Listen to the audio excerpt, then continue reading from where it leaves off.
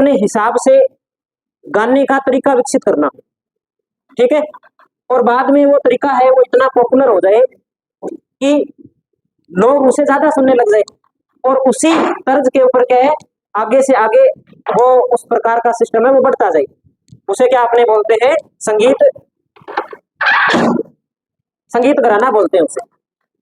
जैसे राजस्थान में संगीत घरानों की शुरुआत कहाँ से हुई, तो राजस्थान में संगीत घरानों की शुरुआत जयपुर से होती है। जयपुर में संगीत घराना कहाँ से विकसित हुआ, तो दिल्ली से। सबसे पहले घराना बना अपने आसपास, राजस्थान के आसपास, उस घराने का नाम था दिल्ली घराना। कौन सा घराना था, दिल्ली घराना। दिल्ली घराने की जो शुरुआत होती है या जो सबसे ज्यादा मैसूर होता है वो होता है अपने मोहम्मद शाह रंगीला के काल के अंदर। एक मुगल बादशाह था मोहम्मद शाह रंगीला, उसके काल में एक दो संगीतकार थे, एक का नाम था सदारंग और एक का नाम था आदारंग। तो हम शुरू करते हैं दिल्ली घराना। दिल्ली घराना, दिल्ली घराने की शुरुआत दो कलाकारों ने की थी, एक का नाम था सदारंग और एक का नाम क्या था, आदारंग। किसके दरबार में रहते थे दोनों, तो ये दोनों के दोनों मोहम्मद शाह, मोहम्मद शाह रंगीला के दरबारी थे। कौन थे दरबारी तो सदारंग और अदारंग, इन दोनों ने एक घराना विकसित किया, वो घराना दिल्ली घराने के नाम से जाना गया। इसी घराने के अंदर जो सदारंग है, इस सदारंग का एक वंशज था, उसका नाम था मनरंग, मूल नाम तो था उसका भूपत खां। इस सदारंग का वंशज, मूल नाम तो क्या था, भूपत खां, लेकिन अपने जो राजस्थान में प्रसिद्ध हुआ वो हुआ मनरंग के नाम से प्रसिद्ध। ये मनरंग कहाँ आ गया, ये मनरंग जयपुर आ गया, और जयपुर में आकर के जयपुर घराने की क्या करता है, ये शुरुआत करता है। तो राजस्थान में इस प्रकार से संगीत के घरानों की शुरुआत होती है। सबसे पहले दिल्ली घराना होता है, मोहम्मद शाह रंगीला के काल में दो दरबारी होते हैं, सदारंग और आदारंग। इन दोनों ने दिल्ली घराने की शुरुआत की थी, जिसमें प्रमुख जो नाम आता है वो सदारंग का आता है। इसी सदारंग का आगे चल करके एक वंशज भूपत खां, भूपत खां कहाँ आता है, जयपुर आया, जयपुर आया, और जयपुर में आकर के कौन से घराने की ये शुरुआत कर देता है, जयपुर घराने की शुरुआत करता है। तो हम जो अब आगे पढ़ेंगे वो आगे कौन सा घराना पढ़ेंगे, जयपुर घराना। ये तो होगी अपने राजस्थान में संगीत के घरानों की शुरुआत। अब हम हेडिंग लगाते हैं जयपुर घराना।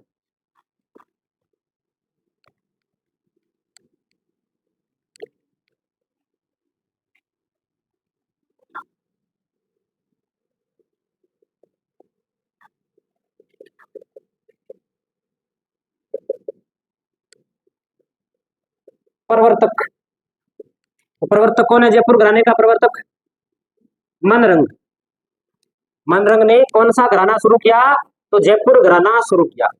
इस जयपुर घराने के अंदर जो गायन शैली थी वो गायन शैली ख्याल गायन से संबंधित थी।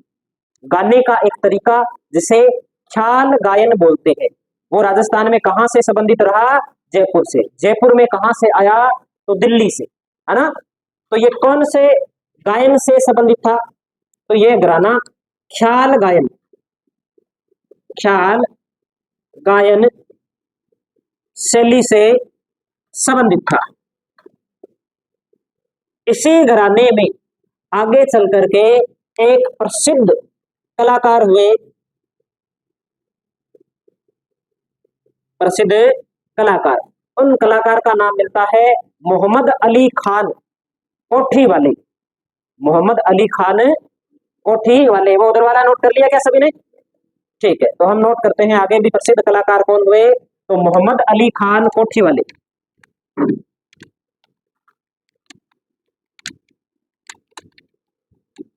प्रसिद्ध कलाकार।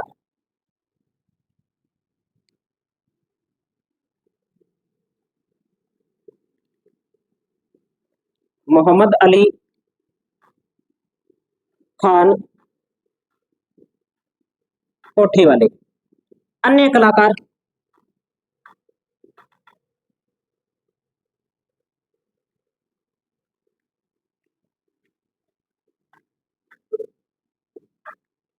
केसर बाई, केरगर,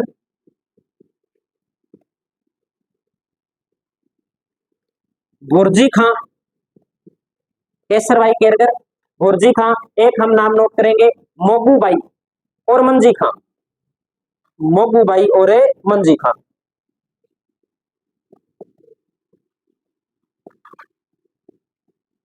देखो जयपुर घराने के बारे में जो हमें बात ध्यान में रखनी है, अब तक दिल्ली घराना सदा रंग और अदा रंग, सदा रंग का वंशज मन रंग मूल नाम भूपत खां जयपुर में आता है। जयपुर घराने की शुरुआत करता है ख्याल गायन शैली से संबंधित घराना है।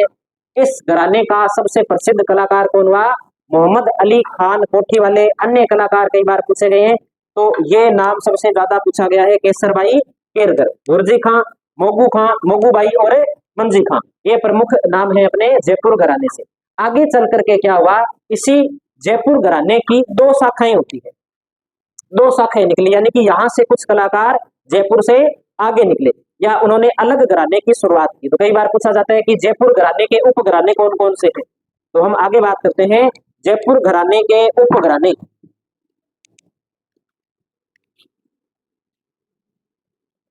जयपुर घराने के उप घराने, तो हमें जयपुर घराने के दो उप घराने ध्यान रखने।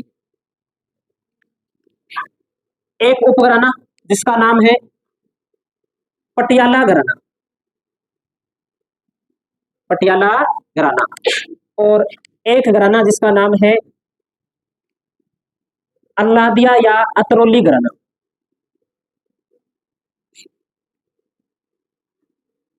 अल्लादिया या अतरौली घराना, ये नोट कर लिया ना इधर वाला? नहीं किया अभी? जल्दी करो फिर।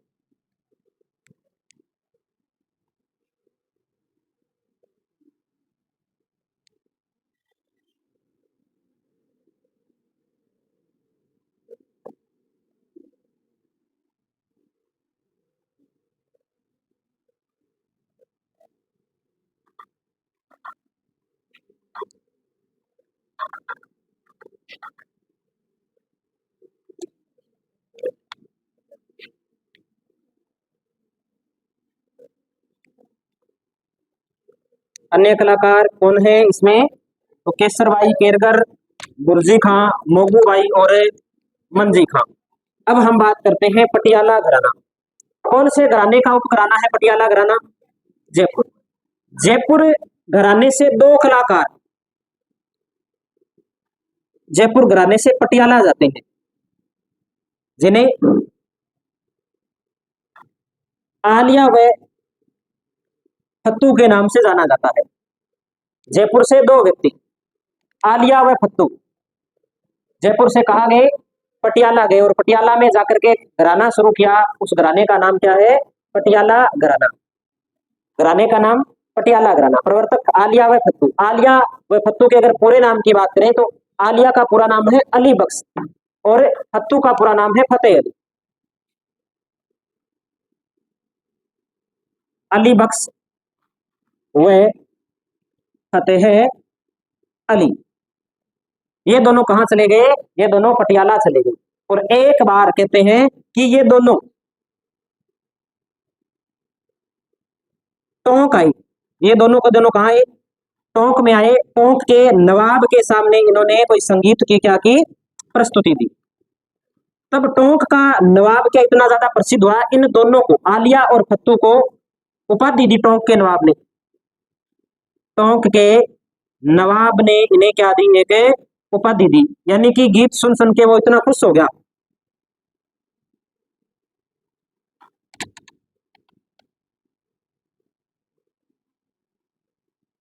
कौन सी उपाधि दी?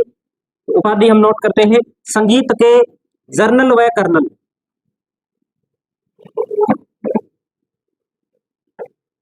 उपाधि कौन सी दी? संगीत के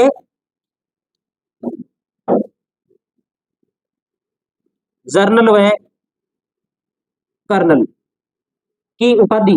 प्रश्न आता है कि संगीत के जर्नल व कर्नल की उपाधि किसकी है? तो आलिया व फत्तू की, अली बख्श या फतेह अली की है। कहां से संबंधित है? कौन से घराने से संबंधित है? पटियाला घराने से। पटियाला घराना कौन से घराने का उपघराना? जयपुर घराने का उपघराना। ये उपाधि दी किसने? तो टोंक के नवाब ने इन्हें दी। और बाद में इन्हीं आलिया और फत्तू का एक वंशज होता है गुलाम अली, जो भारत पाकिस्तान का जब बंटवारा होता है उसके बाद में कहां चला जाता है? पाकिस्तान चला जाता है। गुलाम अली का नाम हमें याद रखने की आवश्यकता नहीं है, हमें जो राजस्थान से या पटियाला घराने से संबंधित है उन्हीं के नाम ध्यान में रखने हैं। अगला घराना हम पढ़ते हैं अल्लादिया घराना या अतरौली घराना। दो व्यक्तियों के द्वारा शुरू किया जाता है अल्लादिया या अतरौली घराना। एक तो है साहब खां और एक है अल्लादिया खां। तो लिखेंगे प्रवर्तक।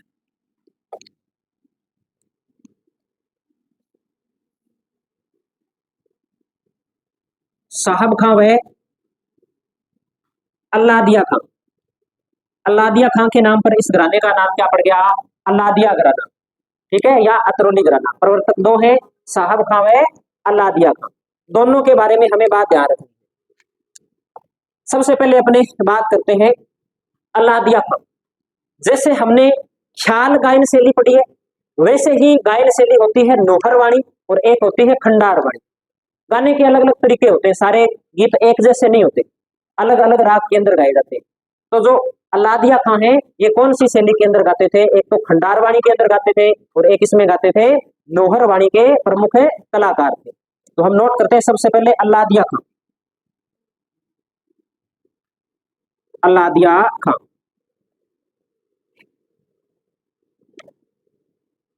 नौहर वाणी व खंडार वाणी के गायक। इनकी उपाधि याद रखनी है।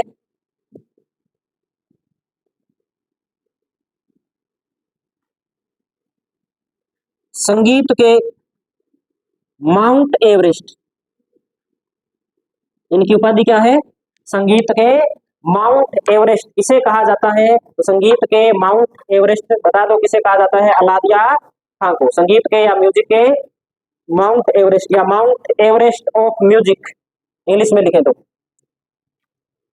इसी घराने के अंदर एक और कलाकार हुए, प्रसिद्ध कलाकार, नाम था मानतौल खां। पूछ ले कि अल्लादिया घराने के प्रसिद्ध कलाकार, अल्लादिया घराने के प्रसिद्ध कलाकार नाम क्या है? मानतौल खां। इनका उपनाम याद रखना है। इनका उपनाम मिलता है रुलाने वाले फकीर। रुलाने वाले फकीर, रुलाने वाले फकीर इसे कहा जाता है। मानतौल खां को कहा जाता है। मानतौल खां का संबंध कौन से घराने से है? अल्लादिया या अतरौली घराने से है। प्रवर्तक कौन है? साहब खां व अल्लादिया खां है। अल्लादिया खां की उपाधि क्या है?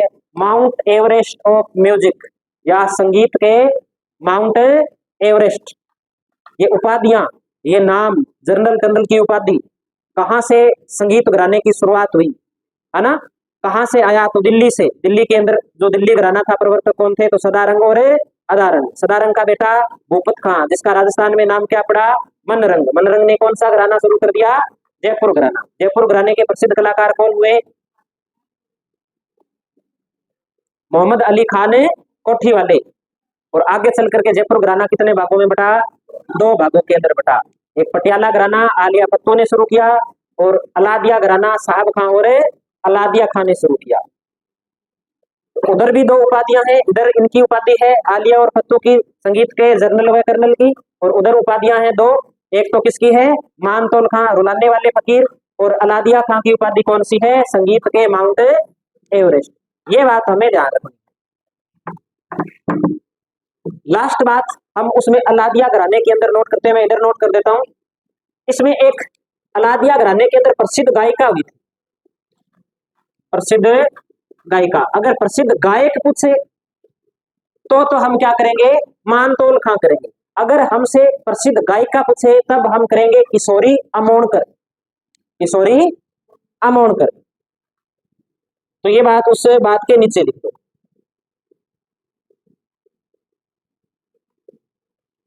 किशोरी अमोणकर। तो इस हिसाब से अपने जो जयपुर घराना है वो जयपुर घराने के दो प्रकार और जयपुर घराना अपने क्या हो जाता है? कंप्लीट हो जाता है। 7-8 बातें हैं इसमें जो हमें याद रखनी है। ठीक है। प्रवर्तक कौन है जयपुर घराने का, प्रसिद्ध कलाकार कौन है, कितने उपघराने, दो उपघराने, दोनों उपघरानों के प्रवर्तक, प्रमुख संगीतकार और उनकी उपाधि। इतनी ही बात याद रखें। अगला घराना पढ़ते हैं हम, बीनकार घराना। ये नोट कर लिया सभी ने या कर रहा है अभी कोई? जो कर लेते हैं वो तो बोल देते हैं, जिन्होंने नहीं किया ना वो बोलते ही नहीं है। सबने कर लिया पीछे, ठीक है। अगला घराना लिखिए बीनकार घराना।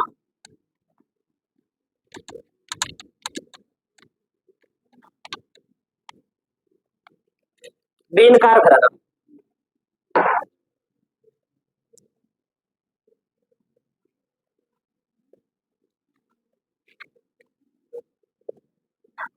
जयपुर से संबंधित है। इसके बीनकार के अपने घराने के प्रवर्तक की बात करें तो एक कलाकार हुए थे रज्जब अली बीनकार। रज्जब अली बीनकार ने इस घराने की क्या की थी, शुरुआत की थी। तो लिखेंगे प्रवर्तक रज्जब अली बीनकार। जयपुर के एक शासक हुए थे राम सिंह सेकंड के दरबारी थे। राम सिंह सेकंड के दरबारी। बीनकार घराना जयपुर का घराना है। रज्जब अली बीनकार प्रवर्तक है इस घराने के, मुख्य कलाकार भी यही रहे हैं। और राम सिंह सेकंड जो जयपुर के शासक थे उनके दरबारी रहे हैं। ये बात हमें ध्यान रखनी है बीनकार घराने के संबंध में। अगला घराना पढ़ते हैं हम 3 नंबर पे, सैनिया घराना। सैनिया घराना, सैनिया घराना भी जयपुर का प्रसिद्ध है। कहां से संबंधित है, तो जयपुर से संबंधित है। प्रवर्तक कौन हुए इस घराने के, प्रवर्तक तो आपने तानसेन का नाम सुना है। तानसेन प्रसिद्ध कलाकार हुए हैं। मैं दूसरी तानसेन की बात नहीं कर रहा जो आप दांत निकाल रहे हो, मैं गायक तानसेन की बात कर रहा हूं, ठीक है। तानसेन के परिवार के अंदर, उन्हीं के वंश के अंदर आगे चल करके उनका एक बेटा है, बेटे का नाम मिलता है सूरत सेन। सूरत सेन के द्वारा जो घराना शुरू किया गया उस घराने का नाम क्या था, सैनिया घराना। और इसी घराने के अंदर आगे चल करके एक कलाकार होता है, प्रसिद्ध कलाकार, उसका नाम होता है अमृत सेन। तो हम तो बात करते हैं पहले प्रवर्तक की। प्रवर्तक कौन है, सूरत सेन। सूरत सेन कौन है, तो तानसेन का बेटा है, तानसेन का पुत्र, प्रसिद्ध कलाकार की अपने बात करें इसमें, प्रसिद्ध कलाकार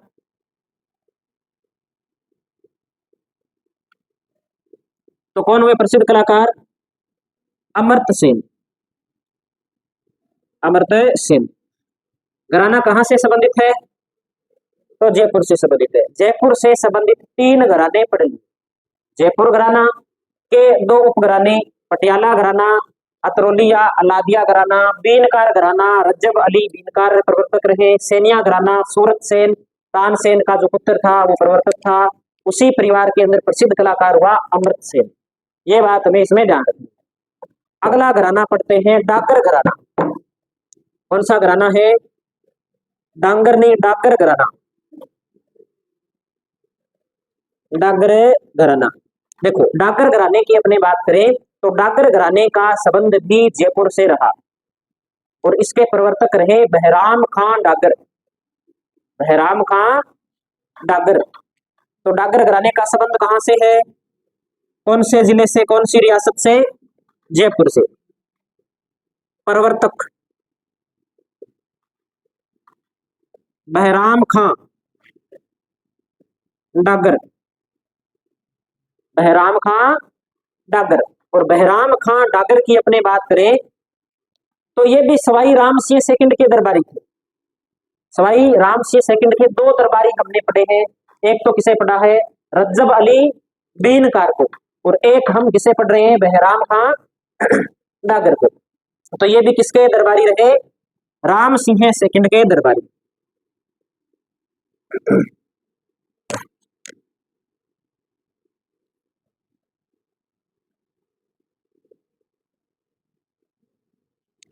तो ये हो गया डागर घराना। आगे पढ़ते हैं। डागर घराने के बाद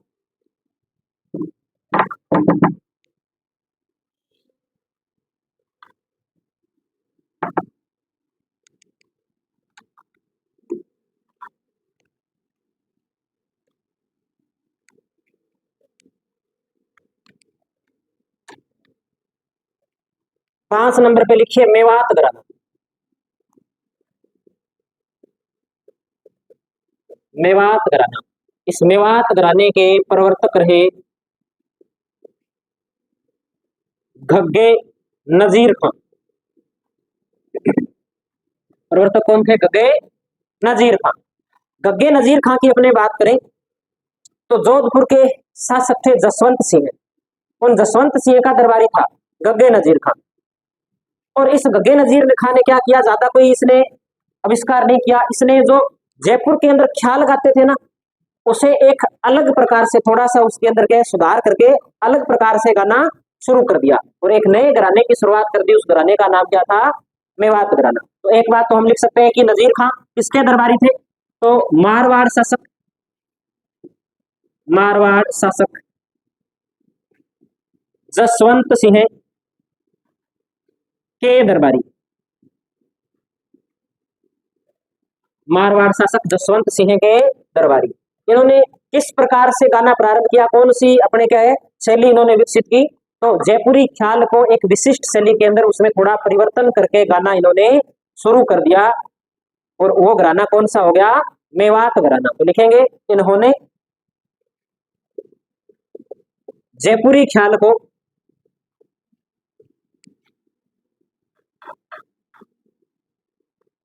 विशिष्ट शैली में, विशिष्ट शैली में गाना प्रारंभ किया, गाना प्रारंभ किया। और ये घराना कौन सा घराना कहलाया? तो मेवात घराना कहलाया।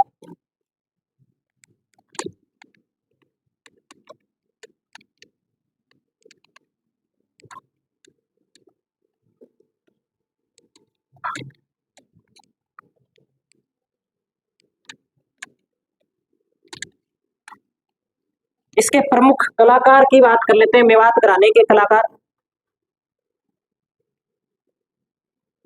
प्रसिद्ध कलाकार या मुख्य कलाकार,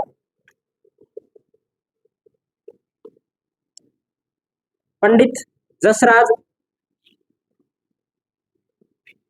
मणिराम, मोतीराम और ज्योतिराम। जसराज, मणिराम, मोतीराम और ज्योतिराम, ये इसके प्रमुख कलाकार रहे।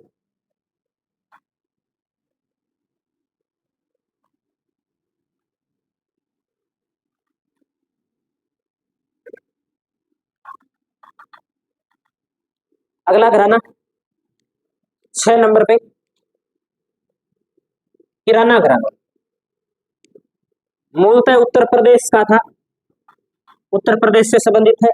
प्रवर्तक की बात कर लेते हैं, क्योंकि राजस्थान के जो सीमावर्ती क्षेत्र है वहां इस घराने के कलाकार हुए और उन्होंने राजस्थान के अंदर भी इस घराने के जो गीत है या जो राग है या जो गाने की शैली है उसके अंदर उन्होंने गाया। तो प्रवर्तक में लिखते हैं हम बंदे अली खां। बंदे अली खां।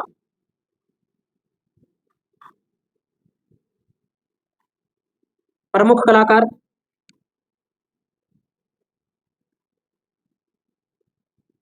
प्रमुख कलाकार, प्रमुख कलाकार में हम एक नाम तो मोस्ट इंपोर्टेंट करके याद करेंगे, भीमसेन जोशी। भीमसेन जोशी का नाम हमें इसलिए याद रखना है क्योंकि भीमसेन जोशी को 2008 में 2008 में भारत रत्न का सम्मान मिला था।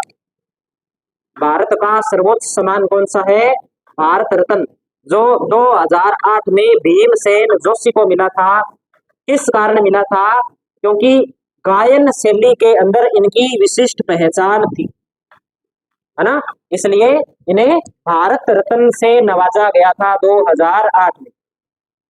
जब मैंने इसको पढ़ा तो मेरे को लगा कि भीमसेन जोशी को भारत रत्न मिला है, लगती नहीं है बात सही, हो सकता है किताब वालों ने गलत लिख दिया हो।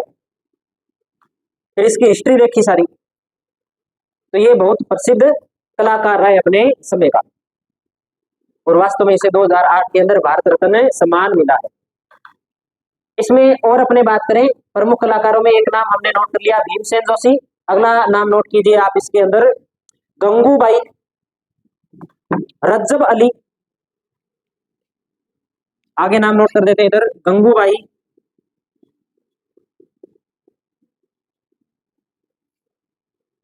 रज्जब अली,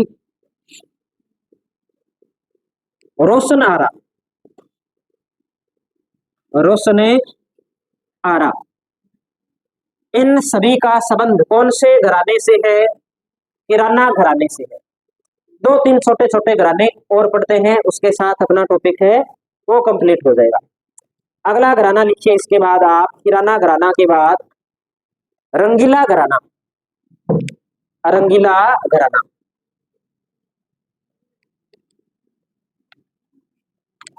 पूछा जाएगा कि रंगीला घराना कहां से संबंधित है, तो रंगीला घराना जोधपुर से संबंधित है। प्रवर्तक कौन है? तो हो सकता है आपको पहला ऑप्शन मिल जाए मोहम्मद खां रंगीला, जो दिल्ली का शासक था, तो वो नहीं है। इसके प्रवर्तक है रमजान खां रंगीला। तो घराना कौन सा पढ़ रहे हैं? 7 नंबर घराना पढ़ते हैं अपने, रंगीला घराना। कहाँ का प्रसिद्ध है? जोधपुर का। प्रवर्तक कौन है? रमजान खां रंगीला, रमजान खां रंगीला। बस इतनी ही बात हमें 7 नंबर घराने में ध्यान रखनी है। रंगीला घराना जोधपुर का है, प्रवर्तक कौन है? हाँ जी, प्रवर्तक है इसके। अच्छा वो क्या गंगूबाई, और ये इसके प्रसिद्ध कलाकार है, प्रमुख कलाकार है। ये नाम यहाँ नीचे नोट करने थे अपने, वहां पे नोट कर दिया। ये किराना घराने से संबंधित है। गंगूबाई है जहां अपने, जहां आ रहा क्या, रोशन आरा है, और गंगूबाई, रज्जब अली, रोशन आरा, और एक नाम है भीमसेन जोशी, और प्रवर्तक कौन है? बंदे अली खां। ये किराना घराना। 8 नंबर पे हम पढ़ते हैं इसके बाद मथुरा घराना। मथुरा घराना, मथुरा कहाँ है?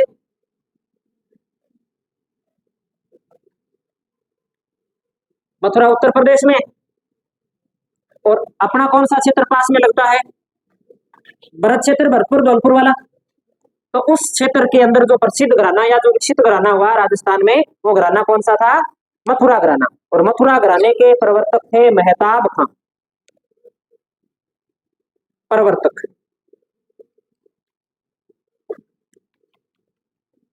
मेहताब खां। मथुरा घराना भरत क्षेत्र का प्रसिद्ध रहा, प्रवर्तक रहे मेहताब खां। और अंतिम घराना हम पढ़ लेते हैं 9 नंबर पे, आगरा घराना।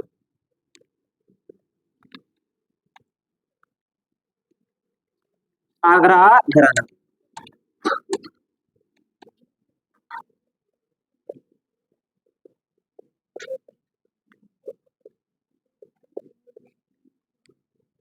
आगरा घराना, वैसे आगरा का प्रसिद्ध है, आगरा राजस्थान के नजदीक ही पड़ता है, इसलिए राजस्थान के जो सीमावर्ती जिले हैं उत्तर प्रदेश के पास वाले, वहां इस तरह के कलाकार अपने को मिल जाते हैं। पुराने समय में राजा रहे, उनके दरबार में भी रहे। हम कोई एक विशेष स्थान नहीं लिख सकते, पूर्वी राजस्थान लिख सकते हैं कि पूर्वी राजस्थान के अंदर जो घराना रहा, वो घराना कौन सा रहा? आगरा घराना। और प्रवर्तक की अपने बात करें तो प्रवर्तक में हमें 2 नाम ध्यान रखने हैं। एक नाम तो ध्यान रखना है सलीम खां, और एक नाम ध्यान रखना है हमें नन्हे खां, नन्हे खां। इसी के साथ में अपना राजस्थान के प्रमुख संगीत घराने के टॉपिक, ये जो टॉपिक है ये क्या हो जाता है? कंप्लीट हो जाता है।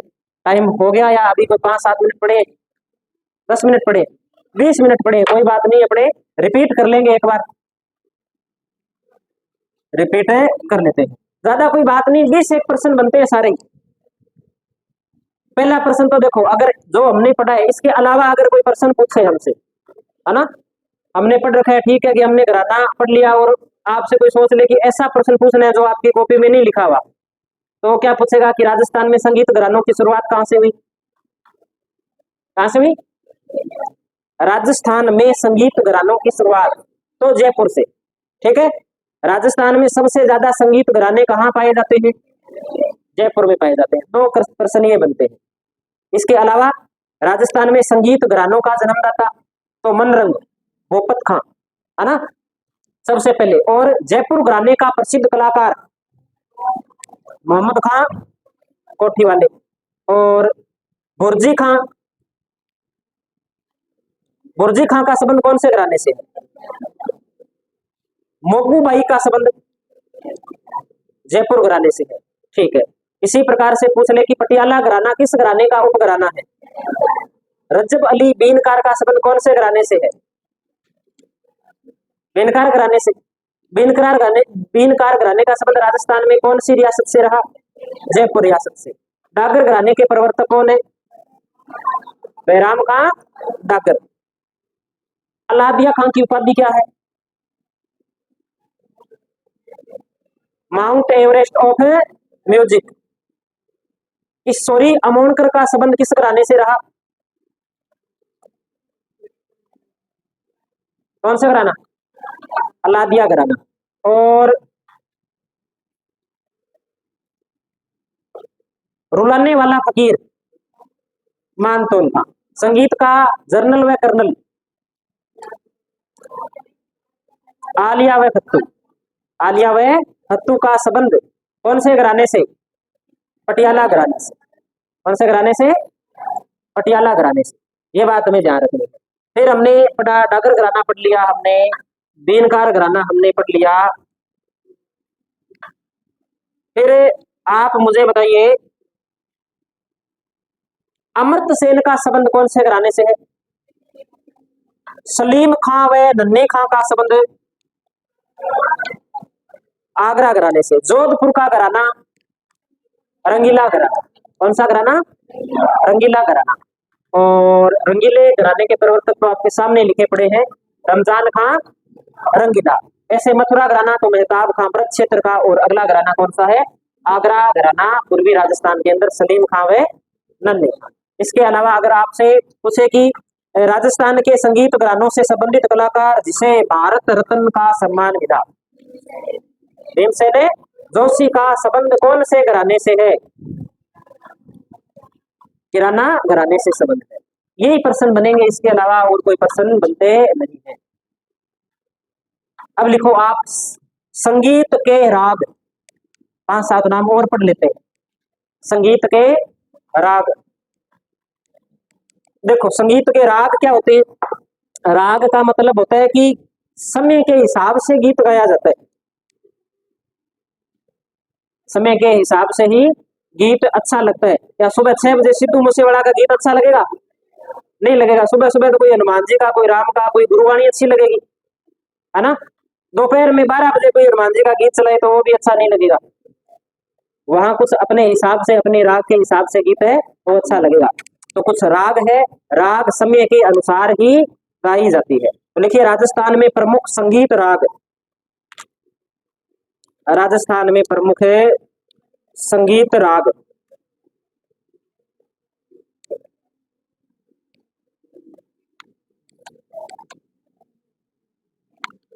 बातें करोगे तो आपको गाना गा के सुनाना पड़ेगा, और वो भी मैं जिस राग में कहूंगा उस राग में।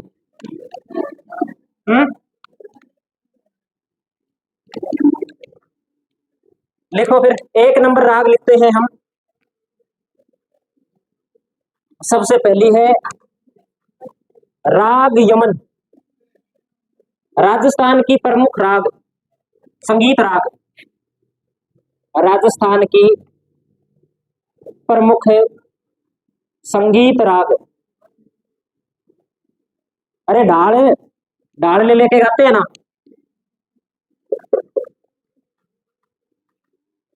सबसे पहली राग कौन सी है? राग यमन। राग यमन के बारे में सिर्फ एक बात याद अपने को रखनी है कि भारतीय संगीत की प्रारंभिक राग है। भारत में संगीत की जब शुरुआत हुई थी तब सबसे पहले कौन सी राग का विकास हुआ था? राग यमन का। तो लिखिए भारतीय संगीत की प्रारंभिक राग, भारतीय संगीत की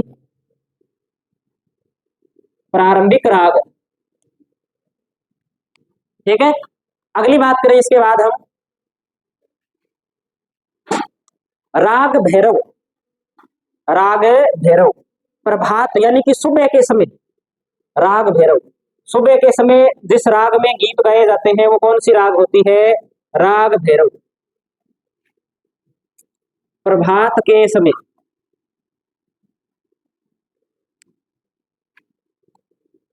गाई जाती है, प्रभात के समय गाई जाने वाली राग तो राग भैरव। अगली बात करते हैं इसके बाद राग बीरवास। राग बीरवास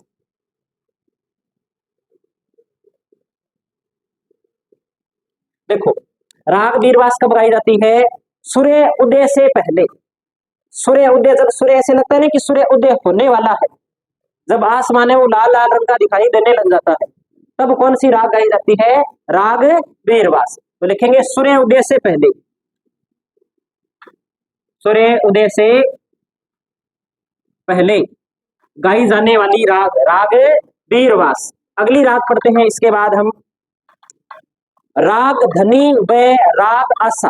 6 से 8 बजे के बीच जो राग गाई जाती है, राग धनी व राग आसा।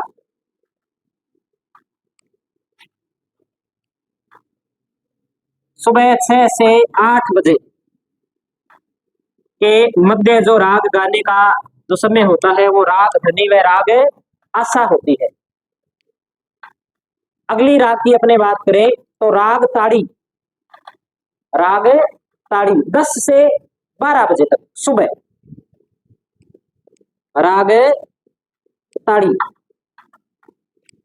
10 से 12 बजे सुबह के समय जो राग गाई जाती है वो राग कौन सी होती है? राग ताड़ी होती है। अगली अपने बात करें कि इसके बाद में 12 से 2 बजे के बीच में जो राग है उसे राग सारंग बोलते हैं। 12 से 2 बजे के बीच जो राग गाई जाती है, राग सारंग।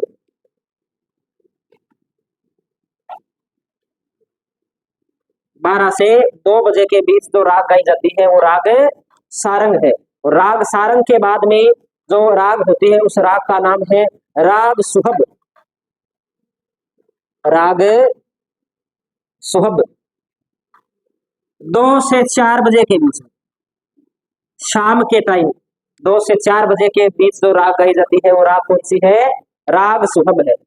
और फिर 6 से 8 बजे तक शाम को जो राग गाई जाती है वो राग मारू है, राग मारू। और राग मारू से ऐसे याद रखेंगे कि राग मारू से कल्याण होता है। 6 से 8 बजे के बीच में 2 राग है, राग मारू व राग कल्याण। राग मारू व कल्याण कब गाई जाती है? 6 से 8 बजे के बीच जो राग गाई जाती है वह राग मारू व राग कल्याण है। ये कोई अपने अब की कोई बात नहीं है, ये राजा महाराजाओं के दरबार के अंदर जब दरबारी संगीतज्ञ बैठते थे ना, तब समय के हिसाब से जो राग गाते थे उन रागों की ये बात हो रही है। अगली राग की बात करते हैं राग काफी।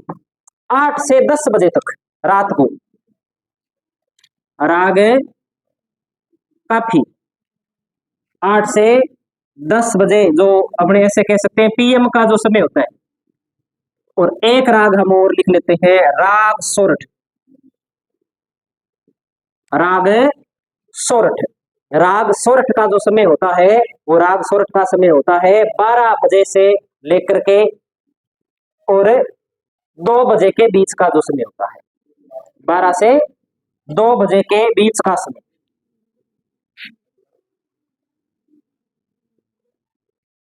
2 AM तो सुबह की, ठीक है, ये बात ध्यान रखनी। या ऐसे लिख सकते हैं रात 12 बजे से 2 बजे तक का जो समय होता है वो कौन सी राग होती है? राग सोरठ होती है। और एक राग शुभ विवाहों पर, शुभ अवसरों पर जो गाई जाती थी पुराने समय के अंदर उस राग का हम नाम लिख लेते हैं खमेती राग। कौन सी राग थी? राग खमेती या खमेती राग।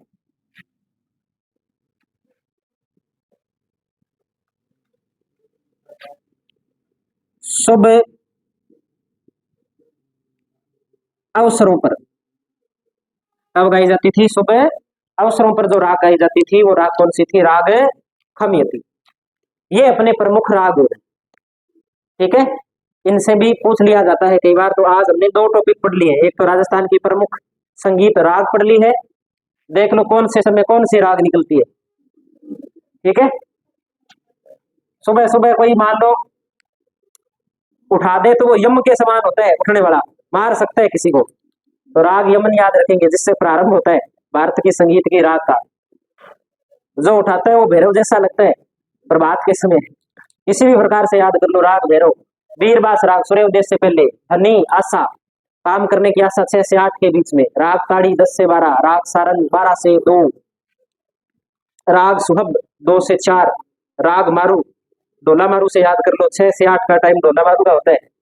ठीक है, तो राग मारू, और जो डोला मारू कर लेता है उसका कल्याण हो जाता है। ठीक है, तो 6 से 8 का टाइम होता है। राग काफी, जो कोई सही सलामत रहता है वो फिर काफी वार किससे सुनता है? पंजाबी के। क्या टाइम? 8 से 10 बजे तक। और उसके बाद में अगर कोई रहता है शुद्ध बुद्ध के अंदर तो फिर वो सोरठे सुनता है। सोरठे का टाइम क्या हो गया? 12 से 2 का टाइम हो गया। और शुभ विवाह के अवसर पर